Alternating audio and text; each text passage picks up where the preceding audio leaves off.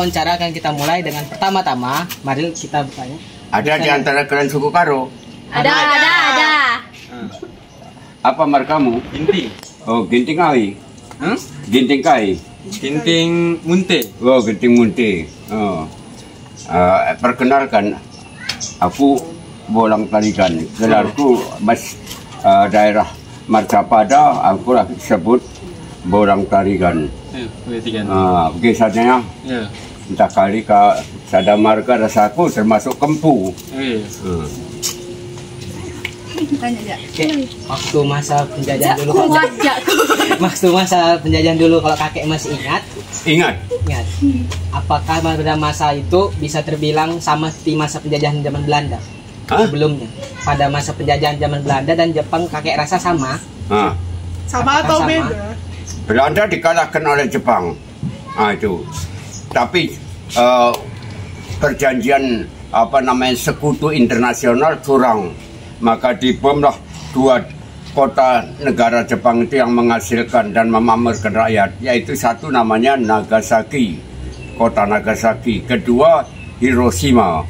Itu. Waktu masa itu ada disuruh wajib bahasa Jepang, kayak? Ya. Ada wajib bahasa Jepang? Ya, karena sekolah wajib. Maka nggak pakai apalagi sepatu, walaupun nggak pernah pakai celana kolor aja sekolah. Waduh, bahasa Jepang ya tahu, kalau dikasih Indonesia bilang terima kasih, dia arigato. Ini jahat sekali, nanda kuraka. Ini kurang ajar sekali, bagiroka. Itu banyak yang kalau diingat, tapi lantaran ekonomi lagi mumet ini, jadi kadang ingat kadang enggak. Jadi yang dipakai sekarang untuk anak sekolah masa depan ini, kalian harus belajar bahasa supaya jangan keliru. Ini. If you can speak English, my friend is very good in the words. Kalau Anda bisa berbahasa Inggris yang bagus, kawan Anda banyak yang terbaik di dunia. Itulah. Jadi kayak waktu masa penjajahan itu, ada nggak yang harus mengikuti budaya-budaya Jepang?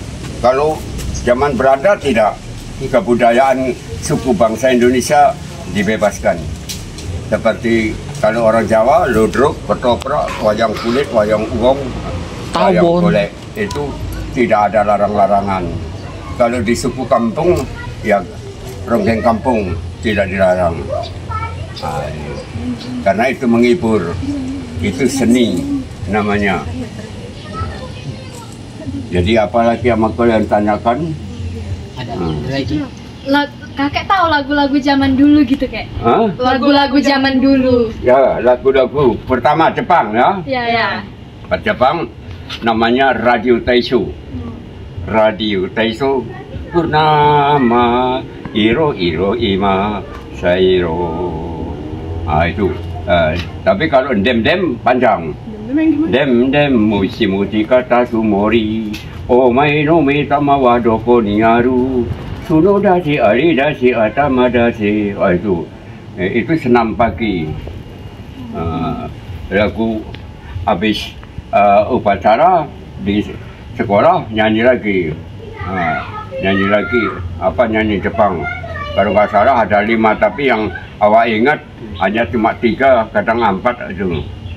Kalau sedang ekonomi mumet, nggak terpikir. Itu. Itu kalau ekonomi kacau, apa pantunnya? Apa ya? Ini. Nggak tahu lagi. Pantunnya, kalau tahulah sambal teri dicampur pula dengan tauco, bagaimana ekonomi makin lama makin kacau. Ini. Sudah itu kalau nyentil orang korupsi harus kalau tahu. Gimana, Kak? Kalaulah tahu, namanya tali untuk mengikat buah nangka. Jika orang pemimpin yang tukang korupsi kalau mati masuk neraka, kalau nggak percaya tanya sama Ustaz. Itu maka jangan korupsi. Di dunia ini walaupun kaya, kalau mati ditinggal hartanya, iya nggak? Mana ditanam ya dikorek orang nanti. Tapi kalau kejujuran sampai mati, kita jasa baiknya ataupun budi pengertinya dikenang oleh masyarakat. Ini. Jadi berbuatlah baik. 5. Jadi laki-laki sama wanita itu dari sejarah dulu, wanita pun ada pahlawannya. Di dunia perwayangan itu Serikandi yang ditakuti oleh musuh karena panahnya itu berbahaya. Serikandi. Tapi kalau yang paling garang di dunia wayang Arjuna. Kalau di Nabi Yusuf alaihissalam. Nah ini. Nih, satu lagi kayak terakhir kayak. Waktu zaman kakek sekolah, kalau kakek masih ingat, ada nggak setiap hari itu harus menyanyikan Kimigayo lagunya? Kimigayo? Iya. Itu juga salah satu. Iya. Kimigayo itu nyanyian pahlawannya gugur. Dikenang kalau kita nyanyian apa tuh lagu berduka, setelah itu baru ngeningkan cipta. Ini itu. Di situ. Benar. Sekarang kalian aku bukan muji, sungguh beruntung kalian di zaman ini karena orang tua kalian tetap menyediakan pakaian kalian semua seragam. Nah, jadi kalian tahu lambangnya, kok tudung kalian, baju kalian putih itu ya kelabu. Tahu artinya? Enggak tahu kayak. Putih karena suci untuk menuntut pengetahuan dan ilmu. Kelabu di dalam situasi ekonomi belum tentu. Misi dalam ekonomi yang kacau. Nah itu, jadi hati-hati. Jangan mudah terayu oleh cakap-cakap yang tidak berguna. Di sini, itulah. Kalian bunga bangsa, harapan masa depan negara Indonesia. Jadi kalau dalam bahasa Inggris aku menyintai negeriku karena negeriku mempunyai undang-undang Pancasila. Undang-undang Pancasila yang disukai oleh rakyat bangsa Indonesia. Macam mana di dalam bahasa Inggris? I am people of Indonesian and my government the laws itu undang-undang bukan laws bikin ayur. The laws Pancasila. The laws Pancasila many people as Indonesian love to eat. Ayo. Kakek nggak sekolah bahasa Inggris tapi kakek pernah jadi anak buah kapal. 2,5 tahun tidak boleh di dalam kapal itu berbahasa Indonesia. Marah mandornya orang negro. Apa katanya? Hello boy, come here. You cannot speak Indonesian in the boat. You know? Yes sir. I am sorry. Yeah, good. Jawabnya. 3 kawan kakek. Cuma kakek sendiri yang cepat menangkap bahasanya. Gitu. Dan kalau nyanyian-nyanyian yang mempunyai arti dan mempunyai kata pembimbing itu bagus. Jadi jangan nyanyi-nyanyian yang dudeng-dudeng rame telinga sampai peka dengarkannya tapi artinya tak tahu.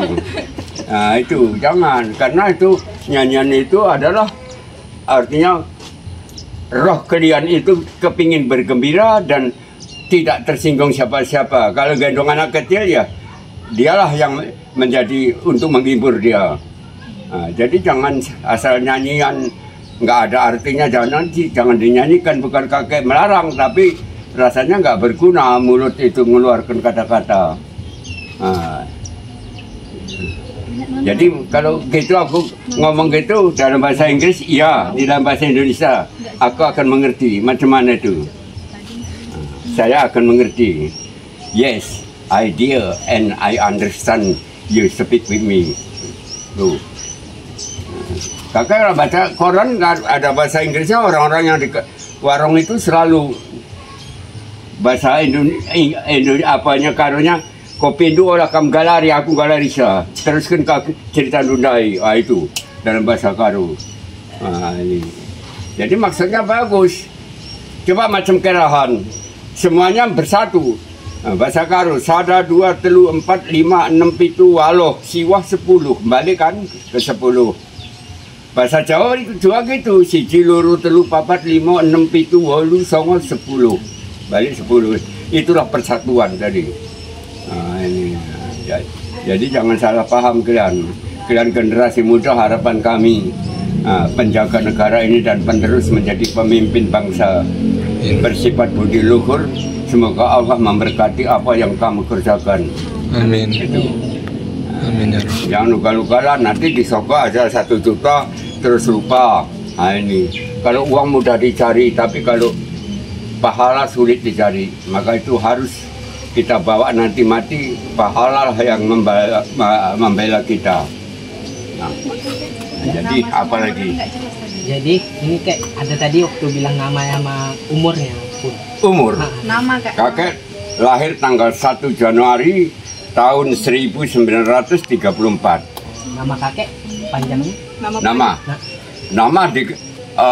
Nama yang dikasih nenek kakek Jawa karena lahirnya hari Jumat pakai huruf J. Kalau orang dulu gitu. Nama kakek dikasih kakek Jawa, nenek Jawa, Jamingan Priadi. Jamingan itu hari Jumat lahirnya, pria jenis laki-laki di mengabdi yang baik. Itu ada artinya. Abang kakek sudah meninggal, namanya Tuki Jana, lahirnya hari Sabtu. Ini. Jadi kalau bahasa Inggris kumis apa? Kumis? Mustas. Hah? Mustas. Enggak. Whisker. Oh, whisker. Apa kata orang turis hari itu aku dengarkan? I love to the people young Indonesian because have whisker is very black and long. Saya cinta kepada pemuda Indonesia karena punya kumis hitam dan panjang. Ya, itu. Aku dengar aja. Ya, sekali ku sauti, aku manggilnya ya orang termasuk aliran macam-macam kalian gitu, turis dia. Aku bilang sama anak laki-lakinya, hello, you can speak like that because the people Indonesian sipong is whisker. The whisker is very black. Oh yes, all men itu orang tua. Nah itu. Kasih ya kek. Jadi abang terakhir. Jadi apa yang harus ditanyakan lagi? Udah ada kek. Segi apa perjuangan kakek? Oh enggak, udah kek. Mana tahu kalau ditanya kakek. Kakek capek pula nanti. Capek pula kakek berdiri. nanti. Enggak. Tapi kalau ada gunanya enggak masalah. Kakek tahun 1957 kau mungkin belum lahir ke dunia. Masih di awang-awang, Kan daerah yang akan direbut pemberontak, Tapanuli Selatan, Tapanuli Utara, Samosir. Nah, jadi kawan kakek pasukan gerak cepat 135 gugur 2. Itu pertempuran di Tapanuli Utara, nama daerah itu Harangan Ganjang. Nah, kalau Tapanuli Selatan kakek Sembah Jelajah, ada kalau nggak salah ada 6 kecamatan. Gunung Tua, Portiwi, Binanga, Eknabara, Siburuan, terus Harangan Pohon, 6 kecamatan, aman, semua. Ya. Tapi di sini 25 kilo bebannya itu. Nasi kaleng sama peluru yang belum dipakai. Paling nggak satu orang bawa 3 kotak. 3 kotak, satu kotak itu isinya 75. Itu belum nasinya sama apa podingnya 14 kaleng masuk itu kalau diingat. Cuma yang kakek sesalkan sekarang ini kita sudah kembali pada Undang-Undang 45. Kalau Undang-Undang 45 itu kalau korupsi nggak ada hukuman macam-macam, hukum potong. Kalau di daerah sini namutrasi ada jurang itu sampai sekarang pun ceritanya aku tanya orang di sana nggak ada yang buka jurang itu, materinya dibikin daerah pertanian nggak ada. Nah, itu potong leher. Masa itu pasukan kita belum namanya tentara, misi pejuang. Jadi pejuang itu nomor 1 Persindu, nomor 2 Harimolior, nomor 3 pasukan Serikandi. Itu Serikandi perempuan sudah ikut bertempur tahun 1945 tuh sudah ikut. Kalau dia tidak ikut di lapangan dia masak apa bisa perang nggak makan, ya mati berdiri loh. Nah, itu. Jadi pengalaman itu menjadi kadang-kadang membayang di muka awak gitu. Kenapa sudah diperjuangkan tinggal nusun macam piringnya tinggal nusun di rak itu. Kenapa jadi gini? Negara kita ini kalau nggak dikorupsi, aku jamin kau sekolah pun dapat nasi bungkus jenis makan. Nah, itu. Karena negara kita, para pujangga mengatakan semua tuh, negara kita subur makmur, tidak ada kekurangan apa-apa. Itu pujangga Indonesianya. Suku itu pujangga Brawijaya, bilangkannya negara kita ini subur makmur, para pegawai murah kang tinuku, para petani kang murah, subur kang tinandur. Itu peribahasanya. Tapi pemimpinnya yang mempunyai titel Satria Utama, mengutamakan keperluan rakyat dari pribadi. Zaman Soeharto tidak. Keluarga dulu. Itu kalau di dalam bahasa Inggris Soeharto itu presiden egoisme, mementingkan barisannya sama pendukungnya. Rakyat kecil tidak mau tahu. Nah itu. Kalau presiden yang penuh perjuangan macam-macam, Bung Karno, yang sampai dihukum dia di Sukabumi itu, dihukum setahun 6 bulan, tapi belum sampai waktunya sudah dicabut sama pejuang-pejuang semua. Perang Belanda sama Jepang, Jepang kalah, menang. Jepang mengambil kesempatan yaitu persatuan orang Barat yang disebut Sekutu untuk mengebom negara Jepang supaya kacau. Yang bikin bom atom adalah orang Israel. Nggak dijual kata orang Israel, tapi dicuri. Dijual. Itulah dibikin 2 kota itu hancur. Itu riwayatnya. Maka Jepang angkat tangan. Belanda mau balik lagi Indonesia. Indonesia stop. Indonesia sudah punya negara sendiri. Lambangnya sudah dikenal. Dulu belum PBB. Lalu tahu apa namanya bahasa Barat itu. UNU kependekannya. Itu baru dirubah sama Bung Karno, sama Mahatma Gandhi, sama Nehru dari India. Kalau UNO masyarakat dunia nggak lekas kenal, tapi kalau 3 huruf PBB, Persatuan Bangsa-Bangsa, itu mudah, itu maka diterima. Itu sampai sekarang PBB. Itu perjuangan orang itu. Kalau presiden bukan kakek muji, ini dulu hutan rimba ini, harimaunya pun ada di sini. Tapi setelah Bung Karno tahun 1948 mulai berkuasa, tahun 50 dia datang ke Binjai mengatakan penjajah tidak punya tanah sejengkal di bumi Indonesia. Ini adalah tanah nenek moyang kita bersama. Harus kita kerjai untuk makan kita. Belanda nggak punya hak. Di situ jatuhnya Belanda. Orang-orang yang jadi pengkhianat Belanda, yang sempat ditangkap pejuang lewat. Kalau yang nggak sempat ketangkep lari. Nah itu. Jadi revolusi dulu. Makan pagi nasinya nasi sabut, tahu nasi sabut? Enggak. Ubi kayu dikokrok gini, nanti dikukus. Namanya sabut. Kalau nggak gitu nanti tengah hari makan getuk. Nanti sore baru makan nasi, tapi nasinya campur beras jagung. Jadi kalau dibayangkan di piring gitu macam bintang di langit. Jagungnya itu. Iya. Kalau ikan ya mudah-mudahan tak usah beli di pajak ikan. Kalau rajin nyari ikan di rawa-rawa itu, kalau dapat badu paling kecil segini. Iya. Cuma aku minta sama kalian generasi muda agar bersatulah mulai sekarang.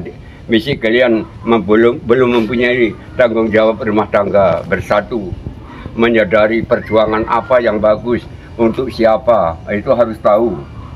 Dan jangan kita sampai mengkhianati undang-undang negara, dan jangan sampai mengkhianati lagi undang-undang agama. Undang-undang agama ya mencuri, agama apapun dilarang, iya kan? Nah ini, jadi orang selalu mencoba. Jadi itu. Jadi ada suka pantunnya, jangan suka main suling. Kalau main suling di bawah pokok para, jangan suka mengerjakan ilmu maling. Nanti kalau ketangkep masuklah penjara. Itu. Itu. Kasih ya. Itu aja kan pertanyaan dari kami tadi, Kek. Iya. Begitu aja.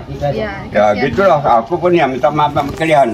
Karena kursinya udah pasang rusak semua. Itu rusak semua. Emang harus berdiri, Kek, harus berdiri. Nah di sini. Jadi Bahasa Jawa kalian mau tahu. Kalian ini masih remaja, harus mempunyai pepatah. Saiyak saiko proyo, satu langkah satu tujuan. Satu langkah satu tujuan bersatu. Jadi kalau kita mudah sepakat, gajah di hutan bisa diikat. Tapi kalau kita nggak bersatu, istilah langkat haram bena kalau bisa. Nah ini, itulah. Jadi di sini saya sebagai yang tertua, kalau dimintai sejarah, tidak usah sejarah bangsa Indonesia, sejarah internasional pun mungkin bisa menjawab. Di sini.